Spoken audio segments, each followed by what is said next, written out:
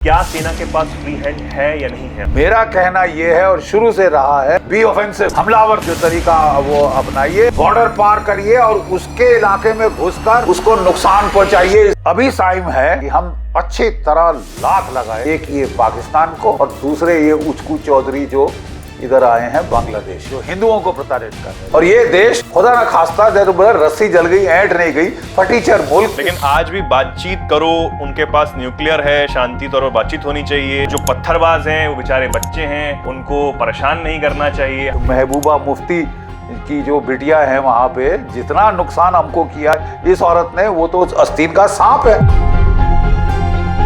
अरे नहीं जाएगा 370, कहीं नहीं जाएगा। Stop wasting your breath and do your work. Abu Mustafa, Abu Ghulam, Abu Umer, सारा तुमको जहां भागना है तुम भाग लो। जहन्नम के किसी भी कोने से तुमको ढूंढ निकालूंगा और तुम्हें जला के कुत्ते की मौत मारूंगा।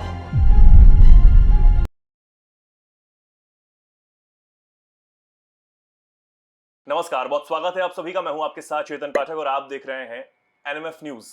आज के खास बातचीत जो हम करने वाले हैं उसमें एक खास शख्सियत हमारे साथ है, बेहद खास मेहमान हमारे साथ होंगे और उनके बारे में अगर मैं आपको थोड़ा सा बताऊं, क्योंकि थोड़ा सा ही जिक्र करूंगा तो आप जान जाएंगे, बेहद खास हैं और आप सब उन्हें जानते हैं, पहचानते हैं। जब वो सेना में थे, भारतीय सेना में, तो उन्होंने अलग अलग जगह पर जहां भी उनकी पोस्टिंग हुई वहां से दुश्मनों को खदेड़ा, आतंकियों को कुचला और सरहद पार जो उनके आका बैठे थे, जो भारत की तरफ गलत नजर से देखते हैं, उनकी जमीन पर देखते हैं, उनको एक तगड़ा मैसेज हमेशा दिया कि गलती मत करिएगा भारत की जमीन पर गलत नजर से निगाह रखने की। और जब वो रिटायर हुए उसके बाद जब वो टीवी डिबेट्स में या फिर चैनल्स में बैठते हैं तो वहां बैठकर अपनी दहाड़ से ही पाकिस्तान जैसे मुल्कों को, चीन जैसे मुल्कों को हिला देते हैं। मैं बात कर रहा हूं major general doctor GD Bakshi साहब। बहुत स्वागत है सर आपका एनएमएफ न्यूज पर। Thank you, thank you. कैसे हैं सर आप? भगवती कृपा। सर बहुत अच्छा लग रहा है आपके साथ बैठ के, आपके साथ मिलके। और जब आप बोलते हैं, जिस तरीके से मैंने शुरू में कहा कि पाकिस्तान की जब आप बात करते हैं, उनको बताते हैं उनकी औकात क्या है, कि जो उनके पाले हुए आतंकी हैं वो कश्मीर पर गलत निगाह डालते हैं या फिर भारत की सरहद पर गलत निगाह डालते हैं, तो उनका आप क्या हर्ष करते हैं? आपने आपकी जर्नी से शुरू करेंगे सर आपसे बातचीत, और किस तरीके से एनडीए, फिर उसके बाद 1971 वॉर, क्योंकि आपसे कई बार सुना भी है और आप आज बताएंगे हमारे दर्शकों को भी, एनएफ न्यूज के दर्शकों को, कि किस तरीके से कमीशन एक महीने पहले ही मिलने के बाद आप 1971 वॉर में सीधा उतर गए, ट्रेनिंग के सीधा बाद। जी जी जी जी। देखिए साहब, जर्नी शुरू होती है उधमपुर से। मेरे फादर साहब वो रियासत, जम्मू कश्मीर रियासत महाराजा हरि सिंह के दरबारी थे, चीफ एजुकेशन ऑफिसर थे और वो उधमपुर में उनकी पोस्टिंग थी तब जब हम छोटे थे। तो उसके बाद वहाँ से साहब ये जो है ये मर्जर हो गया, स्टेट का विलय हो गया भारत सरकार के साथ, भारत के साथ, और इसके चलते उनको भी इंडियन आर्मी में एब्जॉर्ब कर लिया गया सिग्नल्स में। और वो फिर हम लोग जबलपुर से आए, उधमपुर से आए जबलपुर, और वहाँ पे मेरी पढ़ाई वगैरह हुई। जब मैं छोटा था तो बहुत सारी उन दिनों कमांडो कॉमिक्स होती थी साहब, 50 पैसे की मिलती थी। 50 पैसे बड़ी रकम होती थी उन दिनों आपके पॉकेट मनी की। तो हम वो कॉमिक्स खरीदते थे, आपस में शेयर करते थे, वर्ल्ड वॉर 1 की कहानियाँ, वर्ल्ड वॉर 2 की कहानियाँ। तो शुरू से कुछ मन रुझान उस तरफ। घर का माहौल भी सर ऐसे ही था सेना में? नेचुरली वो फादर थे ही आर्मी के अंदर, वो एजुकेशन ऑफिसर थे बॉयज रेजिमेंट के वहाँ पे, तो सेना को तो बहुत देखने का मौका मिलता था। और फिर मेरे बड़े भाई साहब थे कैप्टन रमन बख्शी, वो सेना में भर्ती हुए 1963 में। 1965 की वॉर में वो शहीद हो गए। माइन फटा, उनकी पार्थिव शरीर के टुकड़े टुकड़े हो गए और लोगों ने चुनाव वहीं इकट्ठा किया, वहीं पे दाह संस्कार किया और हमें भेज दिया एक कांच का कलश जिसमें उनकी अस्थियां थीं। तो सिपाही लेके आया था, उसने तो माँ बाप को खास नहीं बताया। तो मैंने उसको अलग करके पूछा क्या हुआ, तो उसने मुझे बोला साहब एंड वॉज क्विक बट बहुत दर्दनाक, वो सब उनका शरीर की बहुत दुर्गति हुई। तो इसीलिए हमने वहीं जला दिया, वापस नहीं लाए। तो मेरी आंखें डबडबाई। तो वो कहने लगा नहीं साहब आप ऐसा नहीं कर सकते, आपको तो बदला लेना है, you have to take revenge. और कौंध गई अंदर उसकी बात, मेरे रूह के अंदर जैसे चली गई। और मैंने किसी और को कुछ नहीं कहा। मैं उस वक़्त 10th क्लास में था और मैंने स्ट्रेट अवे अपना एनडीए का एप्लीकेशन डाल दिया। बवाल खड़ा हो गया साहब घर में, हमने ठेका ले रखा है लड़के भेजने का मरने के लिए, और परिवार ख़त्म हो गए हैं, वो नहीं भेज सकते। हमारे ही परिवार से लगातार क्यों, एक लड़का अभी गया है, 3 महीने बाद तुम कह रहे हो कि मैंने फौज में जाना है, ये क्या पागलपन, ये है वो है।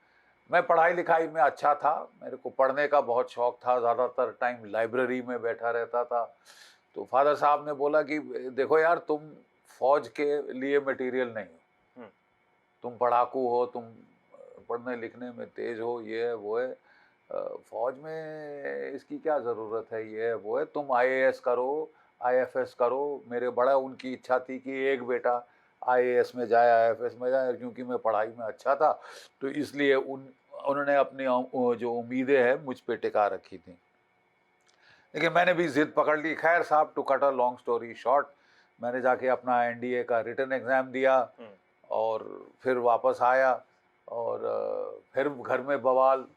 तो फिर फादर ने बोला अच्छा तुम ऐसा करो, जब बहुत लड़ाई झगड़ा होने लगा घर में, ऊंच नीच सुननी पड़ी, तो उन्होंने बोला फादर साहब ने कि आप ऐसा करो कि तुम जाके कर लो ये, get it out of your system, जाओ दे आओ इंटरव्यू वगैरह, ये सब तुम्हारी ट्रेनिंग हो जाएगी आईएएस के लिए, लेकिन तुम सिलेक्ट नहीं होगे, ज़्यादा बुरा नहीं मानना, but you will not get selected, you are not the army type. तो मैंने कहा मुझे कोशिश तो करने दीजिए। तो उन्होंने ठीक है जाओ कर लो, अपने मन से निकाल लो ये चीज़। सो मेरा इंटरव्यू आया एसएसबी मैसूर, पहली बार मैं अपने जीवन में इतना दूर अकेला गया था। तो बट वो हुआ और फिर साहब मेरिट लिस्ट आई। जब मेरिट लिस्ट आई तो ना सिर्फ मैं, सारी दुनिया, सारा जबलपुर शहर हैरान हो गया कि मैं नंबर 2 था in the all India merit list. I was second in the all India merit list for the NDA, जिसमें लाखों लड़के अप्लाई करते हैं। सो फिर मैंने बोला देखिए आपने कहा था नहीं, मैं तो हो गया, नाउ लेट मी गो। वो असमंजस में पड़ गए। उन्होंने पहले सोचा शायद ये इसका पाथ है, इतनी अच्छी शुरुआत करी है तो शायद आगाज़ भी अच्छा ही होगा। तो फिर उन्होंने बोला अच्छा, बड़े मन मार के ठीक है चला जा। तो कुछ दिनों के बाद क्या हुआ साहब, वो एनडीए से एक इंडेमनिटी बॉन्ड आता है, इंडेमनिटी बॉन्ड आता है कि साहब अगर आपका लड़का ट्रेनिंग के दौरान मर गया, हड्डी टूट गई, पसली टूट गई, तो आप कोई हर्जाना सरकार से नहीं मांगेंगे, वो साइन करना पड़ता है फादर को। वो देखा तो बोलते मैं नहीं करता, एक लड़का चला गया, अब ये क्या बोल रहे कि दूसरे की हड्डी टूट जाएगी, मर जाएगा, ये ट्रेनिंग में मैं नहीं, तेरे को भी तू नहीं जा सकता।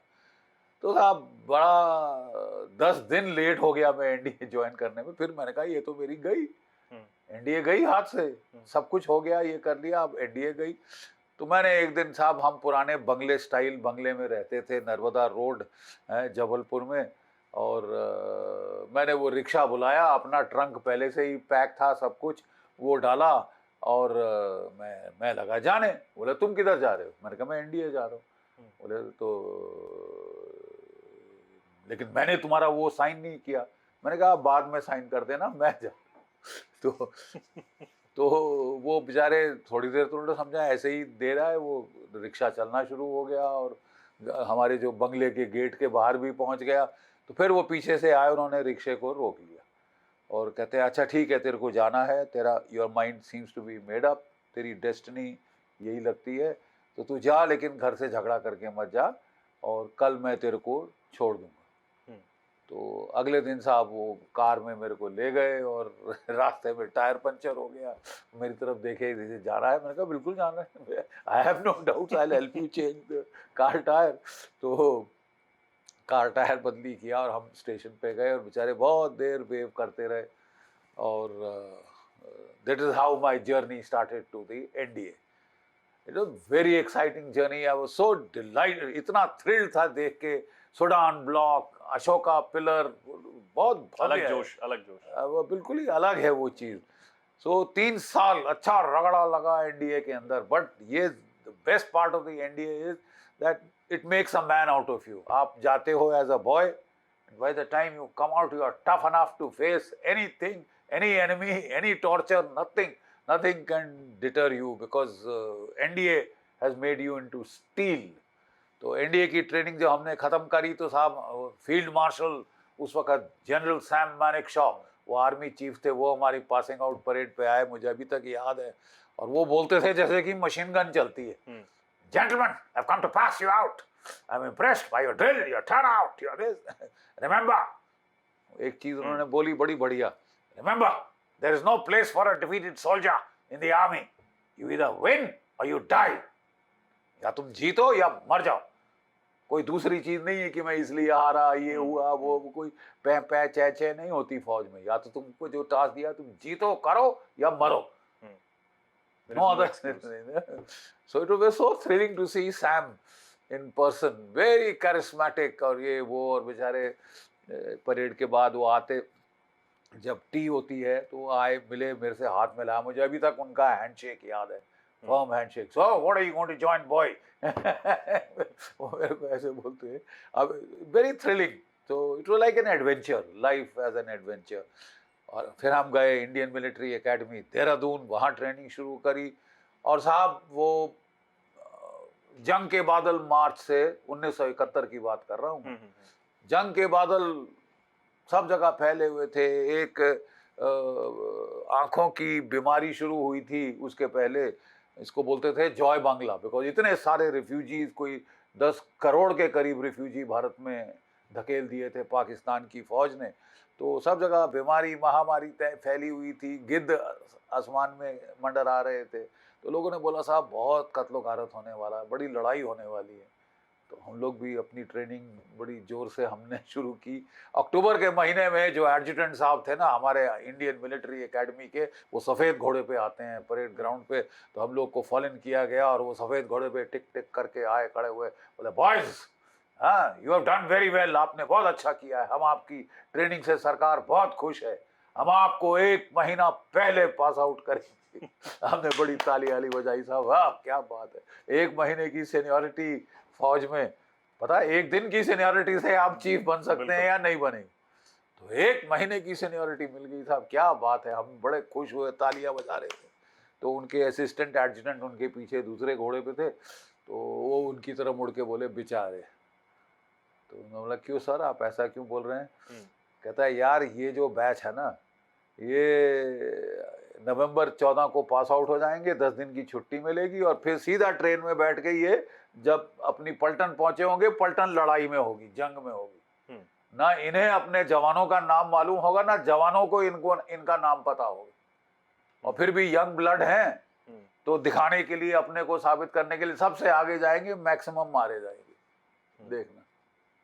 और साहब बिल्कुल सही था उनका कहना, बहुत नुकसान हुआ मेरे बैच का, ठीक है साहब।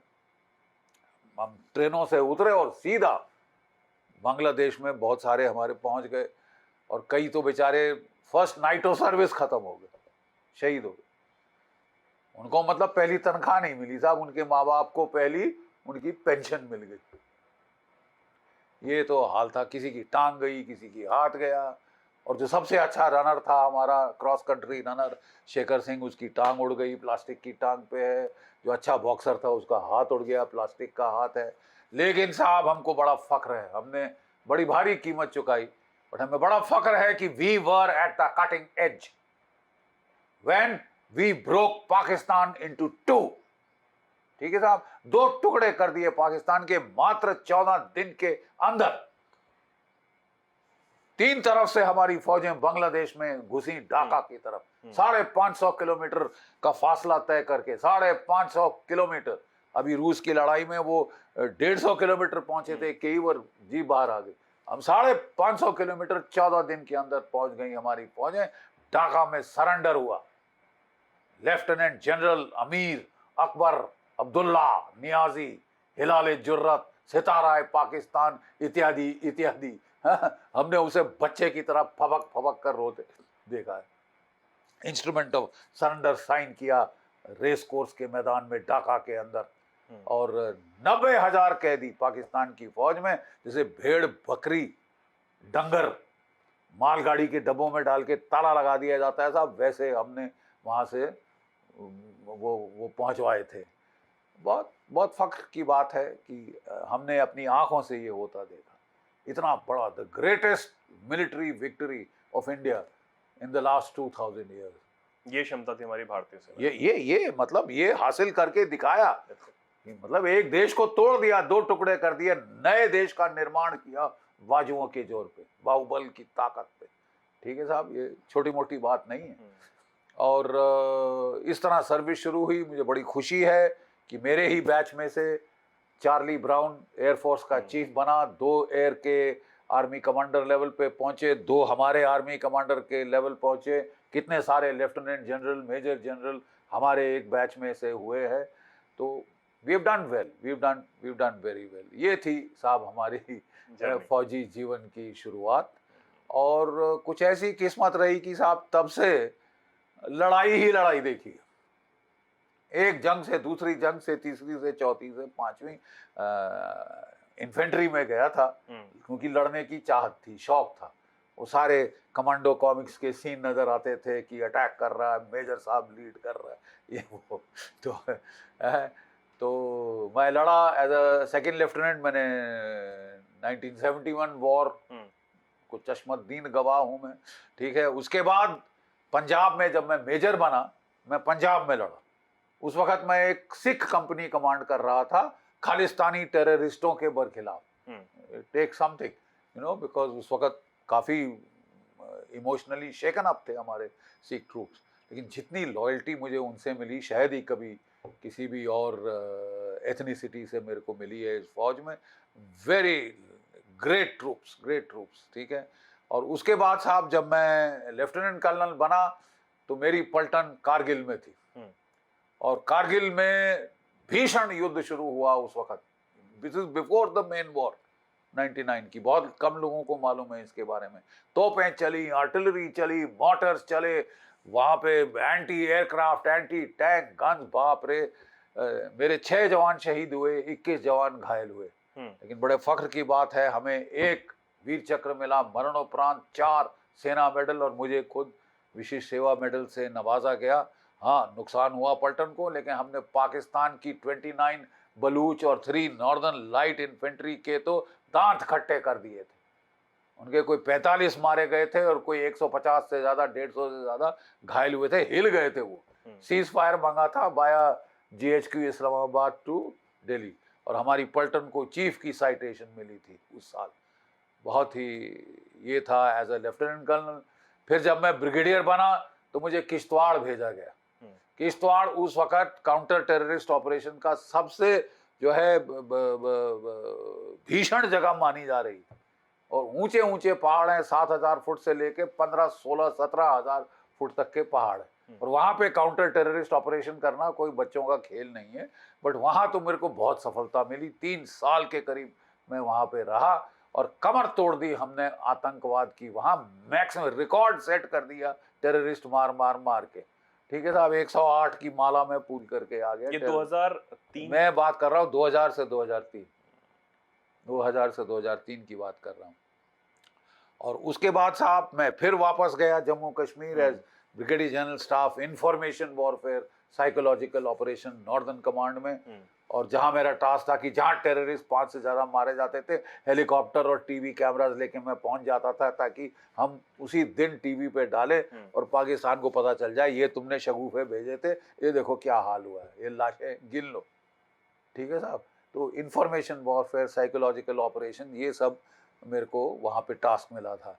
वो मैंने ख़त्म, वो मेरा पोस्टिंग का टाइम ख़त्म हो रहा था, तो आर्मी कमांडर साहब ने मुझे बुलाया और बोला, GD, the situation is Rajouri Poonch is bad, I need somebody experienced like you।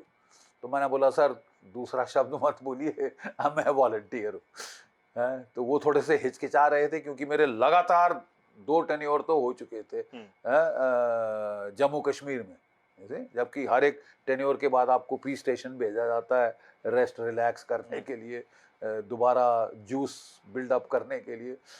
तीसरा टेन्योर लगातार 5 साल में मेरे को भेजा गया Rajouri Poonch, general officer commanding Romeo force, जो कि उस वक्त सबसे बदमाश इलाका जम्मू कश्मीर में था, सबसे खराब इलाका, खूब टेररिस्ट वहाँ ऑपरेट कर रहे थे। तो वहाँ भी साहब फिर हमने मारना शुरू किया, और मेरी पॉलिसी बड़ी सेट थी, प्यादे मत मारो, मेरे को चाहिए टॉप कमांडर सेट करो, कमांडर्स को खत्म करो, गिन गिन कर खत्म करो। मैं जहाँ जाता था अपनी पॉकेट में फोटोज होती थी मेरे पास टॉप कमांडर की, तो मैं पोस्ट कमांडर से मिलता था, यस सन, ये कौन है? बोले, सर ये अमजाद है। कितने देर से तेरे इलाके में है? सर कोई 2.5 साल हो गए। क्यों? इसकी लाश कब दे रहे हो? अबू उमेर, इसकी लाश कब दे रहे हो? मुस्तफ़ा, इसकी लाश कब दे रहे हो? तो बोलता था, सर 3 महीने दीजिए। मैंने कहा नोट किया जाए, 3 महीने बाद मैं आऊँगा, किधर है लाश? मैं तो पड़ गया हाथ धो के पीछे, तो लड़के भी फिर लग गए, मार के साहब सारा terrorist command control setup attrition किया, इसको बोलते हैं कमांड एंड कंट्रोल एट्रिशन। जी, इजराइल भी अभी यही कर रहा है, एक के बाद लीडर जो उठता है उसको मार डालो। प्यादे देख लेंगे साहब, प्यादे का कोई फर्क नहीं पड़ता, लीडरों को मारो। तो हमने लीडर मारे साहब, कमर टूट गई। इस बार तो 1 साल में मैंने 108 की माला पूरी कर दी टेररिस्टों की, और साहब वहां पूर्ण रूपेण शांति। लोग हैरान हो गए कि जो सबसे गदरी इलाका था वहां पे क्यों नहीं, लोग पिकनिक पे जा रहे हैं, लोग अपनी खुल के चलने फिरने, नहीं तो रोज एम्बुश होते थे, आईडी फटती थी, मरते थे, कोई यहाँ फायरिंग होती थी, कोई वहां, सब खलास। मुझे बड़ा सुकून है, मुझे बड़ा सेटिस्फैक्शन है कि मैंने उस इलाकों को, जिसको सबसे खराब इलाका दर्शाया जाता था, उसको कुचल दिया, सर कुचल दिया टेररिस्टों का। और साहब मेरे जाने के बाद कोई तकरीबन 20-25 साल पूर्ण शांति रही। वो अभी पिछले 2-3 सालों में वहां से जब ट्रूप हटाने शुरू किए कि साहब यहाँ तो कुछ नहीं हो रहा, लोग भी निश्चिंत हो जाते हैं, जब वो खाली होना शुरू हुआ इलाका, तो वहां पे फिर अभी हाल में 2-3 साल पहले से उन्होंने रजौरी पुंछ के इलाके में, रियासी का इलाका, कठुआ का इलाका, किश्तवाड़ का इलाका, जहां ट्रूप्स खाली कर दिए गए थे, यूनिफॉर्म फोर्स को उठा के लद्दाख बॉर्डर भेज दिया गया था। बाकी बोले साहब बहुत ज्यादा फौज है भारत की, इसको कम करो, हम हथियार खरीदना चाहते हैं। वो लोग भी सर स्ट्रेटेजी जो है वो चेंज कर रहे हैं, कश्मीर वाले इलाके से छोड़कर जम्मू वाला इलाका, जो रियासी में अभी हुआ अटैक हुआ, 10 श्रद्धालु जो हैं उनको निशाना बनाया गया, तो जम्मू वाले एरिया पर अब ज्यादा फोकस हो रहा है। क्यों हो रहा? स्ट्रेटेजी चेंज ये सवाल है क्यों हो रहा? आप इलाका खाली कर दो, आप मौका दो, जहां लड़ाई जीती हुई है वहां बोलो हाँ साहब अब नहीं चाहिए फौज, आपने फौज हटा ली, गैप क्रिएट किया, सीआई ग्रिड हटा ली, नेचुरली वो वापस आ गया। ये तो पानी है, जैसे आपने जहां खड्डा बनाया उसमें पानी आएगा, भर जाएगा पानी। और यही हमने वो किया है कि हम अपनी फौज को काट रहे हैं। एक आपको शायद मालूम नहीं कि कोविड के दौरान 3 साल हमारी फौज में भर्ती बंद कर दी गई। हाँ, किस लिए? कि साहब कोविड फैल जाएगा। बड़ी अच्छी बात है, हर साल 60,000 लड़के रिटायर होते हैं, 60 1,80,000 आपने फौज काट दी है। अब आप फौज काट दी है तो कहीं ना कहीं गैप आपको एक्सेप्ट करने पड़ेंगे। आप गैप क्रिएट करो तो पाकिस्तान करेगा। मुझे तो समझ नहीं आता क्या सोच के हमने अपनी फौज की नफरी काटी। क्या आपकी थ्रेट चली गई है? क्या खतरे चले गए हैं? क्या पाकिस्तान का खतरा नहीं है? क्या चीन का खतरा नहीं है? जी, खतरे बढ़ रहे हैं। अब तो बांग्लादेश भी आ गया। पहले हम 2.5 फ्रंट सिचुएशन में थे, अब तो साहब हम 3.5 फ्रंट में हैं और हम फौज को कम कर रहे हैं। नहीं साहब, खर्चा बड़ा हो रहा है। खर्चा करना पड़ेगा साहब आपको। National security does not come cheap. खर्चा करना पड़ेगा आपको फौज बढ़ानी पड़ेगी। और आपके पास बंदों की कोई कमी नहीं। अरे 1.4 अरब तो आपकी आबादी है साहब, उसमें से कोई 50% 26 वर्ष की आयु के नीचे हैं। आपको तो नौकरियां बढ़ानी है, और हम जो है नौकरियां हैं उनको काट रहे हैं, तो मेरे को तो साहब मेरी समझ के बाहर। अग्निवीर योजना लाई गई सरकार की तरफ से। नहीं, अग्निवीर योजना भी लाई गई है, हमने वही उसमें कहा कि आपने तो मतलब फौज एक बड़ा पॉपुलर कैरियर होता था, अब काफी नुकसान हो गया है। इसी देखिए, बड़ी सीधी बात है, आप गांव में एक बच्चे हैं आज के दिन, और गांव में आपको नौकरी ढूंढ रहे हैं, तो वहां है बीएसएफ, सीआरपीएफ, सीआईएसएफ, आईटीबीपी, ये सारे जो पैरामिलिट्री फोर्सेस है, आप एक बारी जाए 58 साल की नौकरी पे, 58 साल की उम्र पे आप आउट आएंगे बाहर पेंशन, 58 साल तक नौकरी करेंगे, ठीक है।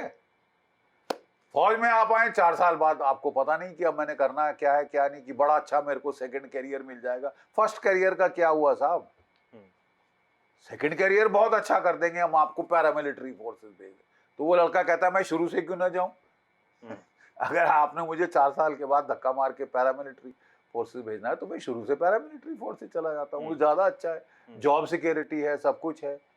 इसी आपने जॉब सिक्योरिटी खत्म करके इस कैरियर की जो अट्रैक्शन थी as a full time career, वो तकरीबन बहुत उसको ठेस पहुंची है। मैं समझता हूं सरकार का भी क्या प्रॉब्लम्स है, क्या हद बंदिशें हैं। वो हमारा जो पे का बिल है आज के दिन 1 लाख कोई 8,000 करोड़ के करीब है, और जो पेंशन का बिल है 1,11,000 करोड़ है। तो कब तक सस्टेनेबल था? सस्टेनेबल नहीं था। ये पेंशन बिल को तो कम करना था, तो सरकार ने फिर ये स्कीम ले ली, लेकिन ऑपरेशनल एफिशिएंसी भी तो देखनी होती है ना। पैसा बचाने एक चीज है, अगर केवल पैसों के मामले होते तो अकाउंटेंट जनरल को फुल जनरल बना देते, फौज का अकाउंट्स ब्रांच वाले को, वो लेकिन वो नहीं कर सकता, बिकॉज कुछ थ्रेट है, कुछ ग्राउंड पे है।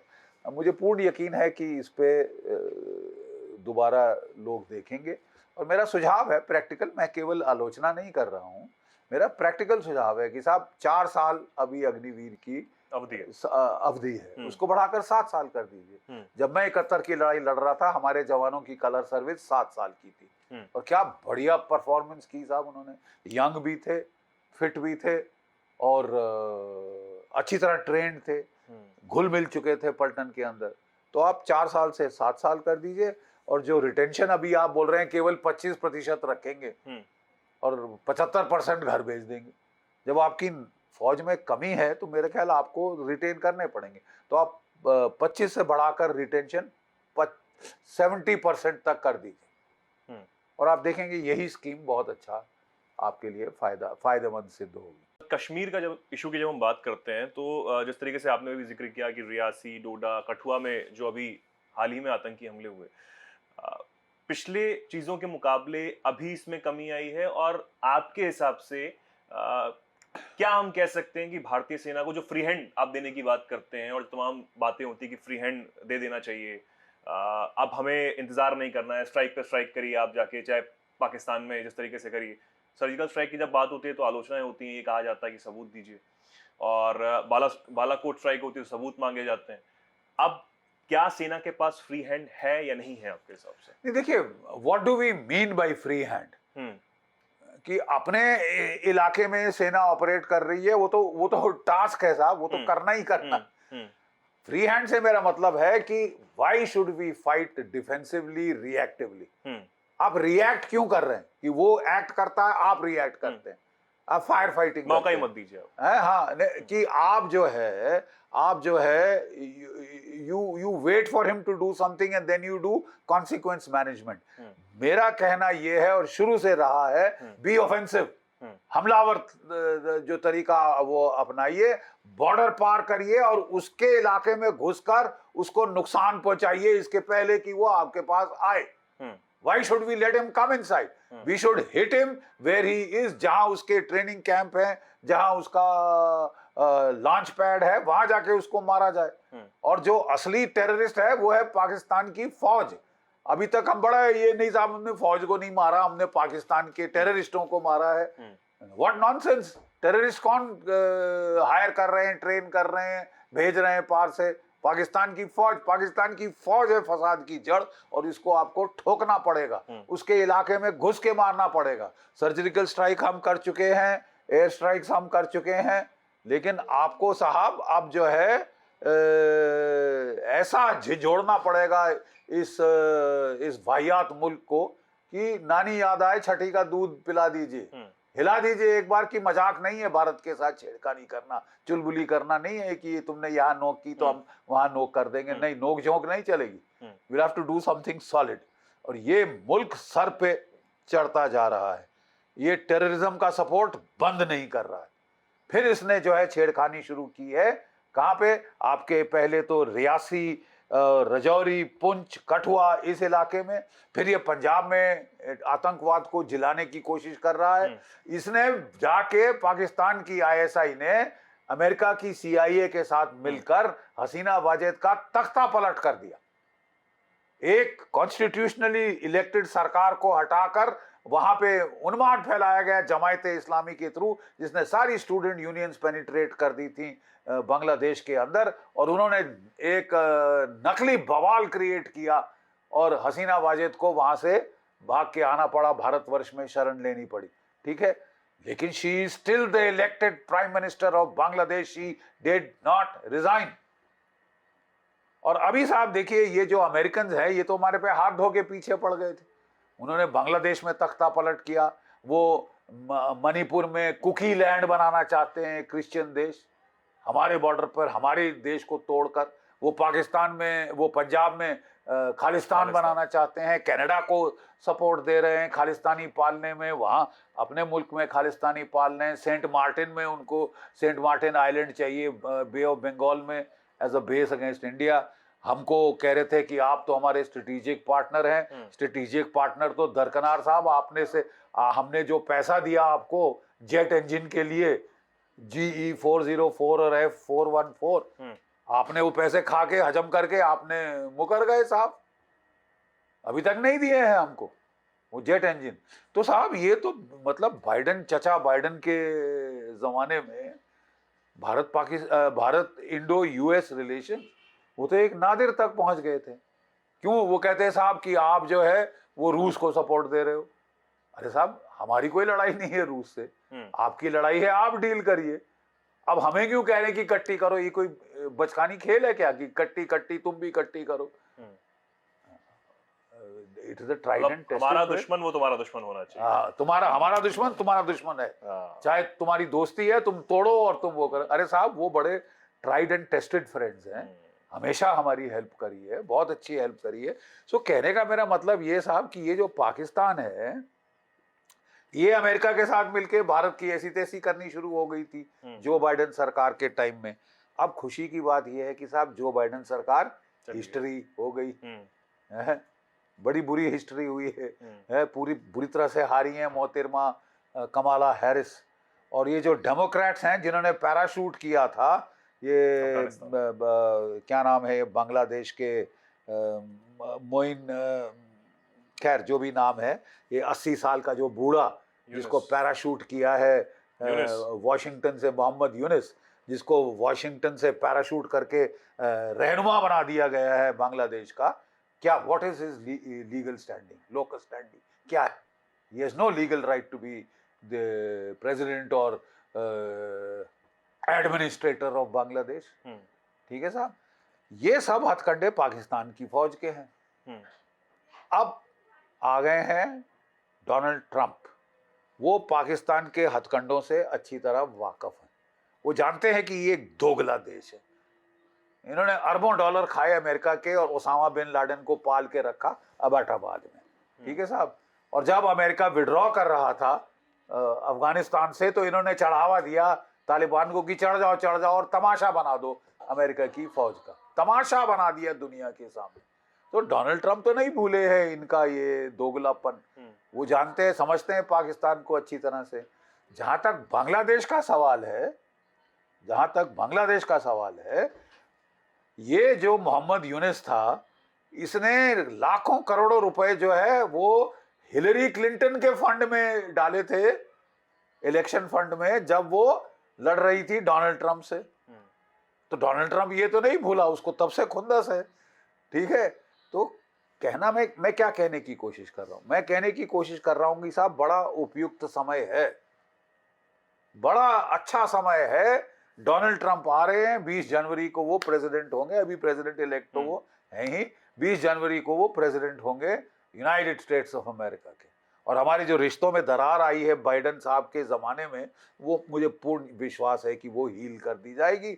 और वो तो उनके जो नेशनल सिक्योरिटी एडवाइज़र हैं माइक वॉल्ट्स, वो तो कहते हैं, वो इंडिया काउकस के वाइस चेयरमैन हैं, वो कह रहे हैं कि भाई भारत को तो हमारा एलाई होना चाहिए, एलाई होना चाहिए, मित्र देश होना चाहिए, तो स्ट्रेटेजिक पार्टनरशिप से बढ़कर अभी टाइम है कि हम अच्छी तरह लात लगाए, एक ये पाकिस्तान को और दूसरे ये उचकू चौधरी जो इधर आए हैं बांग्लादेश में, जो हिंदुओं को प्रताड़ित कर रहे हैं, जो मार रहे हैं, हिंदुओं को कदेड़ने की कोशिश कर रहे हैं।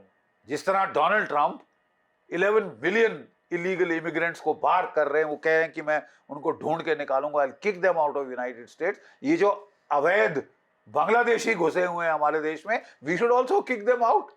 अमेरिका भी हमारा सपोर्ट करेगा, वो भी यही कर रहा है, हम भी यही करें, ताकि इनको रोटी दर्द होता है सर, कई लोगों को दर्द होता है पाकिस्तान की जब हम बात कर रहे हैं। और हालांकि मुद्दा तो वक्फ बिल को लेकर है, लेकिन मेरे को याद आया पूर्व राज्यसभा सांसद हैं मोहम्मद आबिद, वक्फ बिल पर मुस्लिम कॉन्फ्रेंस चल रही थी दिल्ली में, बयान दिया जाता है कि हुकूमत को हमारा एहसान मानना चाहिए कि हम वहां नहीं गए, बात पाकिस्तान को लेकर आ जाती है। कहा यह जाता है कि अगर हम वहां चले जाते तो पाकिस्तान की सरहद लाहौर तक नहीं लखनऊ तक होती, तो पाकिस्तान याद आ जाता है हर चीज में, हर चीज में पाकिस्तान याद आता है। आज हम पाकिस्तान को खदेड़ने की बात करते हैं, पाकिस्तान में घुसकर उनको मारने की बात करते हैं, लेकिन जो यहाँ बैठे हैं उनको ही जब पाकिस्तान जहन से नहीं जा रहा। देखिए साहब, तो उसका तरीका क्या है? उसका तरीका क्या है? एक लोगों की सोच है कि नहीं साहब यहाँ वालों को देखो, अरे मेरा कहना है जो फसाद की जड़ है उसको देखो ना। Why is Pakistan still there? You understand? 2 टुकड़े हम लोगों ने किए थे जब हम 1971 की लड़ाई में हिस्सा लिया था, तो साहब 2 के आज 4 टुकड़े कर दीजिए। वहां पे बलूचिस्तान में विद्रोह है, बिल्कुल, वहां पे पश्तूनख्वा में विद्रोह है, वहां पे गिलगिट बाल्टिस्तान में विद्रोह है, पीओके में गदर है, सिंध में विद्रोह है। तो what are you waiting for? और ये देश खुदा ना खास्ता जब रस्सी जल गई, ऐंठ नहीं गई, फटीचर मुल्क, खाने को दाने नहीं है, रोजों लोगों को 2 रोज की रोटी नहीं दे सकता, और ये साहब भारत को तोड़ने के गजवाए हिंद के ख्वाब देख रहा है। गलती किसकी है? हमारी है। You break that bloody country into 4, फिर आप देखें यहां कौन क्या कहता है। You understand? सब लोग लाइन पे आ जाएंगे, क्योंकि आप देखिए एक क्लास में सबसे एक मोटा तगड़ा लड़का है, वो गदर करता रहता है, ठीक है, और सब लोग डर के उसके साथ मिले रहते हैं। आपको अपना वर्चस्व जमाना है, आप पहले उस मोटे लड़के की पिटाई करिए सबके सामने, सबके सब जो उसके चमचे हैं वो yes sir 3 bag full sir पे आ जाएंगे। ठीक है साहब, तो मतलब आप बेवजह तूल दे रहे हैं इस फटीचर मुल्क को। आई मीन, एक तो इन लोगों ने भारत के 2 टुकड़े किए, इनको भी इनका मिल गया फलसफा वापस 1971 में। अब ये फिर आंखें दिखा रहा है साहब। ये 1971 की लड़ाई के जो नतीजे हासिल हुए थे उनको रिवर्स करने की कोशिश की है इसने बांग्लादेश में। ये तो चुनौती है साहब। मैं कह रहा हूं अगले 6-8 महीने में चढ़ जाइए पाकिस्तान के ऊपर। सर्जिकल स्ट्राइक और ये स्ट्राइक तो बहुत अच्छी बात है, मैं कह रहा हूं आप पीओके वापस लीजिए, जिसकी हम आए दिन हमारे लोग बात करते हैं। So what are we waiting for? हम किस चीज का इंतजार कर रहे हैं? Go ahead and do it.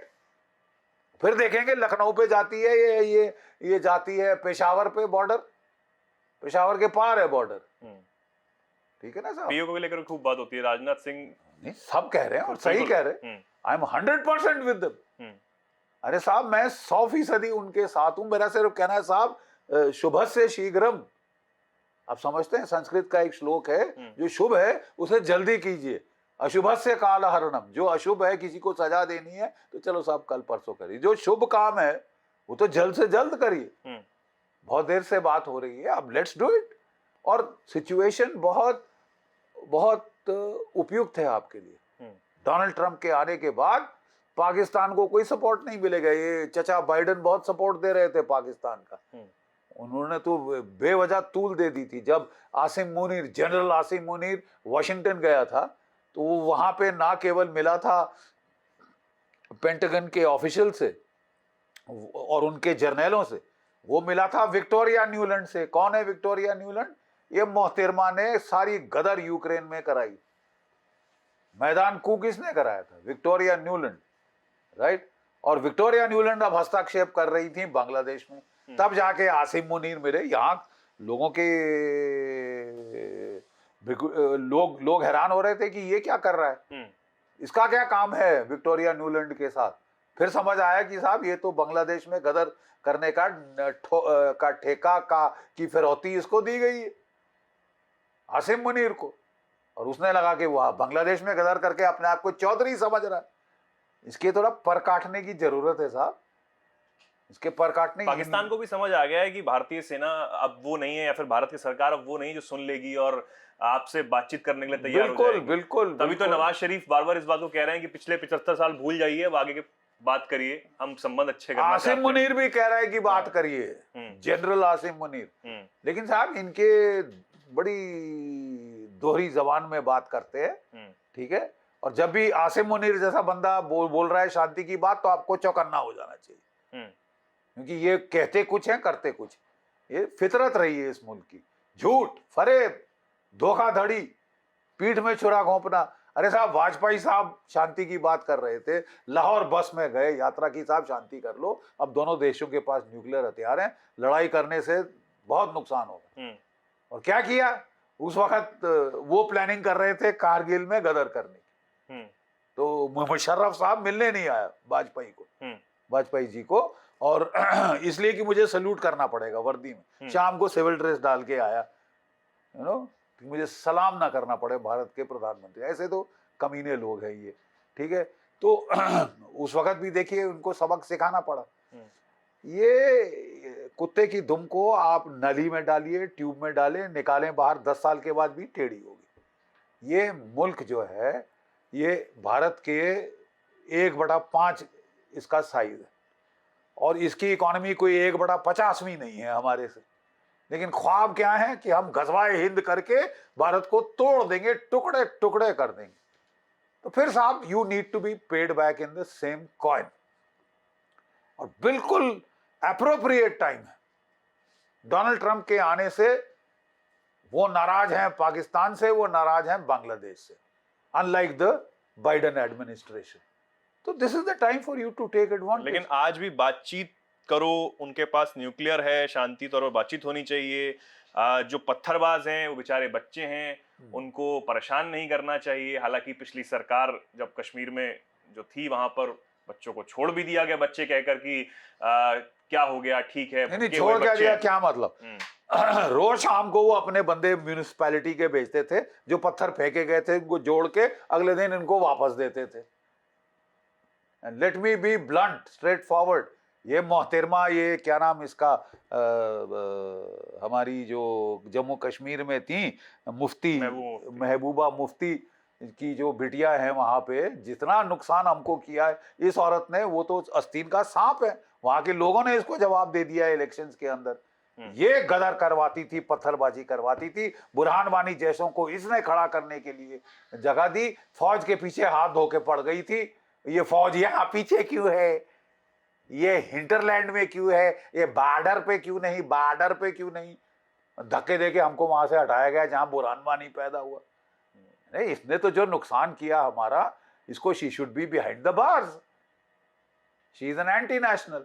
अब साहब ये तमाशे बहुत हो गए। अभी की जो सरकार है उमर अब्दुल्ला सरकार जिस दिन से आई है, हर दूसरे दिन कोई टेररिस्ट वारदात शुरू हुई है। अभी तक वहां शांति थी नहीं, क्या वजह क्या? आप परमिसिव एनवायरनमेंट क्रिएट करते हैं, भड़काऊ बयान देते हैं, एनकरेजमेंट देते हैं ऐसे तत्वों को, यू आर एंटी नेशनल। और अगर आप इस तरह करते रहे, आपका टास्क है, अब आप चीफ मिनिस्टर बने, आपका टास्क है कि आप जरा गवर्नेंस करें, आप सिक्योरिटी की तरफ नजर दें। He is suppose to be head of the joint command जो वहां पे होती है जम्मू कश्मीर के अंदर, ठीक है, the chief minister is the head. आपका टास्क है कि आप टेररिज्म के खिलाफ कैंपेन चलाएं। ये लगे हैं और अपने 370 हटा, अरे नहीं जाएगा 370, कहीं नहीं जाएगा। Stop wasting your breath and do your work. ठीक है साहब। तो लेकिन मैं फिर कहता हूं, हमारी आदत है कि हम जो है ना सॉफ्ट ऑप्शन चुनते हैं। नहीं साहब, जो अंदर बोल रहा है उसकी पिटाई करो। अरे उसको छोड़ो, वो तो मोहरा है। असली फसाद की जड़ पाकिस्तान है, उसको सॉर्ट आउट करो, जल्द से जल्द सॉर्ट आउट करो। बड़ा सुनहरा मौका है।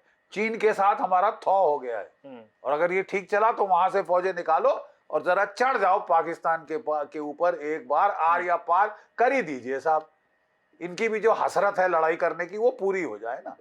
इनको इतना शौक है लड़ने का तो पूरी हो जाए। बकवास मत करो, न्यूक्लियर न्यूक्लियर न्यूक्लियर।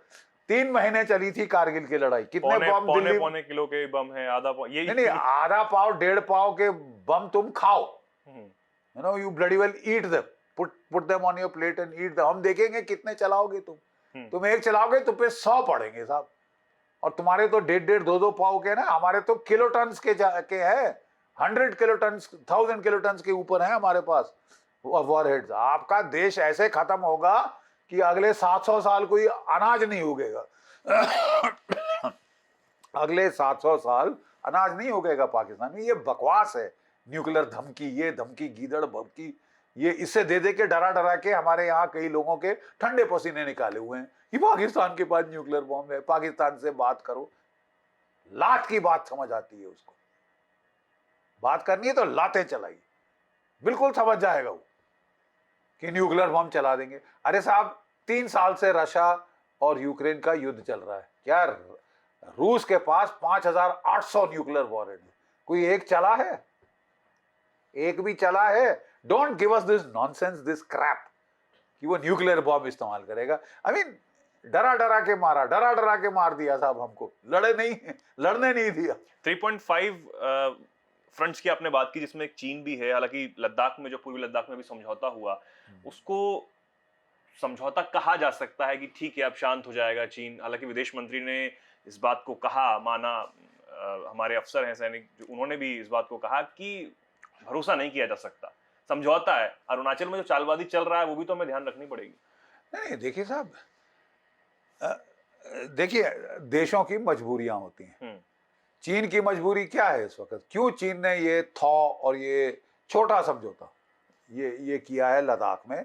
क्योंकि उसको फिक्र है ताइवान की, कि अमेरिका चढ़ आएगा ताइवान पे, ताइवान के बहाने। साउथ चाइना सी में अमेरिका फिलीपींस का साथ दे रहा है, वो चढ़ाएगा हमारे ऊपर। तो उनका मेन फ्रंट किस तरफ है? ईस्ट की तरफ, ताइवान की तरफ, साउथ चाइना सी की तरफ, पैसिफिक की तरफ उसका मेन फ्रंट है। वो पश्चिम की तरफ क्यों देखे? भारत से क्यों लड़े? उससे तो उसका नुकसान है। उसको भी समझ आ गई, आटे दाल का भाव सबको पता है कि साहब मजाक नहीं है भारत से पंगा लेना। उन्होंने, आपने पंगा लिया, 50,000 फौज वहां लगाई तो भारत ने 80,000 लगा दी, और आपके लेने के देने पड़ गए साहब। उल्टे बांस बरेली को आ गए, गलवान में आप पिट गए, उसके बाद चुशूल के ऊपर हमारी फौज चढ़ गई, आपके रेजिमेंट हेडक्वार्टर के ऊपर, तो ठंडा पसीना तो आ गया ना उस वक्त। ठीक है साहब, तो वो भी आटे दाल का भाव जानते हैं, इसलिए वो थॉ चाह रहे। ठीक है, हमको भी सूट करता है। अगर हमने पाकिस्तान से डील करना है तो हमको सूट करता है। हम 2-2 3-3 जगह क्यों लड़े इकट्ठे? यहाँ बड़े चौधरी हैं साहब, हम 3 4 5 जगह, जैसे बाइडेन साहब कर रहे थे। मैं यूक्रेन में लड़ूंगा, मैं इजराइल में लड़ूंगा, मैं चीन में लड़ूंगा, यानी कि ताइवान। इजराइल में भी स्ट्रेटेजी अपनानी पड़ेगी। जो आज वो 6-7 फ्रंट्स पे एक साथ लड़ रहा है, एग्रेसिव होके लड़ रहा है, डिफेंसिव है ही नहीं। वो लड़ रहा है क्योंकि वो एक एट वन टाइम एक को प्रायोरिटाइज करता है। प्लीज अंडरस्टैंड, पहले उसने हमास को मारा, फिर जब हमास की अच्छी धुनाई कर दी तो वो गया हिजबुल्लाह की तरफ, फिर वो गया हौती की तरफ, फिर वो आएगा ईरान की तरफ। वो एक एक एक करके मारता है। लड़ाई सबसे हो कि वो 6-7 फ्रंट पे लड़ रहा है, वो दूसरी बात। कहने की बात है कि एक टाइम पे वो एक पे फोकस करता है। मैं भी आपको ये कह रहा हूं कि आप प्लीज चीन पे थोड़ा ठंडा करिए और जरा पाकिस्तान पे फोकस करके इसको लगाइए, लताड़िए, ताकि समझ आ जाए कि भारत से पंगा लेने का मतलब क्या होता है। ये लेसन भूल गया है, 71 का लेसन भूल गया है, कारगिल का लेसन भी भूल गया है। ये समझ रहा है साहब, ये दूसरा ही अपने आप को झूठ बोलते हैं, हम तो जीत गए थे 71 की लड़ाई। देश के 2 टुकड़े हो गए और अपने लोगों को ये क्या कहते हैं, सुरमा पिला रहे हैं या क्या कहते हैं उसको, कि हम तो लड़ाई जीत गए थे साहब। है ना, इनको असलियत दिखाने की जरूरत है, इनको रिमाइंडर देने की जरूरत है कि है क्या, और एक इनको आड़े हाथ लेना चाहिए, और साथ में इसके जो पिच्चे लग्गू ये मोहम्मद यूनिस जो उचक रहा है, इसको he must be brought down to ground zero. He has no right to be the president of Bangladesh, illegal है। हमको अब वहां काउंटर कू करना चाहिए, काउंटर कू करना चाहिए, ताकि इसको ये जो है, ये जो आप सर इतनी बेबाकी से बोलते illegal- हैं, कई चीजें भी आपके सामने आती हैं। हालांकि डिबेट्स में मैंने आपके कुछ देखे भी, तो कांग्रेस की तरफ से भी आपको खूब बोला गया। मैंने तो आपने ही बताया कहीं कि ट्वीट भी किया गया आपको लेकर कांग्रेस ट्विटर हैंडल से। तो ये सब चीजें बोली जाती हैं, और ये तक सुना गया कि आपने क्या किया इतने साल में सेना में रह के हमें नहीं पता। जब ये बात आती है, मैंने क्या किया साहब, मेरा करियर सबके सामने खुली, और आज आप किताब। वर्तमान सरकार का भरपूर समर्थन करते हैं, ये आरोप लगाए जाते हैं, उनके ही पक्ष में बोलते हैं आप। नहीं, उनके ही पक्ष में बोलते हैं, क्योंकि पहली बार एक सरकार आई है बड़े सालों बाद, जिसने भारत की फौज को जो हथियार चाहिए वो दे रहे हैं, जो खरीदारी करनी है वो कर रहे हैं, जो इंफ्रास्ट्रक्चर। आपको मालूम है कि हिमालयन फ्रंट पे चीन के बरखिलाफ हमने सड़कें बनानी बंद कर दी कांग्रेस की सरकार के टाइम में। क्यों? अरे साहब, वो सड़क का इस्तेमाल करेंगे और हम पे हमला करेंगे। क्या बकवास है। इजराइल कहता है the road that leads from Damascus to Tel Aviv also leads from तल अवीव टू दमास्कस। अरे साहब, जो सड़क लासा से ले की तरफ आती है, लद्दाख की तरफ आती है, वो लद्दाख से लासा की तरफ भी जाती है। यू अंडरस्टैंड कि हम तो सड़कें ही नहीं बनाएंगे। अब देखिए पिछले 5-10 सालों में क्या इंफ्रास्ट्रक्चर क्रिएशन हुआ है, तभी तो चीन के पसीने आने शुरू हो गए थे ठंडे, कि भारत कर क्या रहा है, कर क्या हम अपने तुमने अपने जगह सड़कें बनाई हैं, सड़कों पे सड़कें, class 50 class 70 roads tank transporter के साथ चल सकते हैं, जिन पे तिब्बत में बना चुके हैं, हम अपने इलाके में बना रहे हैं। ठीक है, हमारा एरिया है, तुम्हारी इजाजत की जरूरत थोड़ी ना। So what I am trying to say is कि ये कांग्रेस सरकार ने बहुत कुछ नहीं किया। हाँ, जब अग्निवीर की बात हुई तो जरूर मैंने कहा कि साहब ये गलत है, बिकॉज एज अ सोल्जर हमको सिखाया गया है कि स्पीक स्ट्रेट। तो उस वक्त इन्होंने ऊंचक उचक के वो ट्वीट शुरू किए कांग्रेस वालों ने कि याद है जनरल बख्शी जो कि हमेशा साथ दिया करता था बीजेपी सरकार का, ये वो, अब वो उसके राग बदल गए हैं। मैंने कहा साहब मेरे राग बिल्कुल नहीं बदले, ये जो इशू बेस्ड है, मैं इशू बेस्ड बात करता हूँ। अगर वो चीज मेरे को नहीं, मेरी छोटी जहन में, मेरे भी 37 साल का तजुर्बा है, अगर मुझे लगता है साहब इसमें कुछ प्रॉब्लम है तो मैं जरूर बताऊंगा सरकार को। मेरा फर्ज है यू नो, जो ट्रूथ है उसको पेश करना, ताकि उसको अगर ट्वीक करना है, करेक्ट करना है, मैनेज करना है, तो वो कर दिया जाए। लेकिन जहां तक सवाल है कि आपने क्या किया और इन्होंने क्या किया, जमीन आसमान का फर्क है। रफाल इनके टाइम में आए हैं, ठीक है, आत्मनिर्भरता का जो जोर है इनके टाइम में आया है, एक्सपोर्ट वेपन्स का इनके टाइम में हुआ है, इंफ्रास्ट्रक्चर कंस्ट्रक्शन बीजेपी के टाइम में हुआ, तो हम क्यों ना कहें अच्छा काम किया।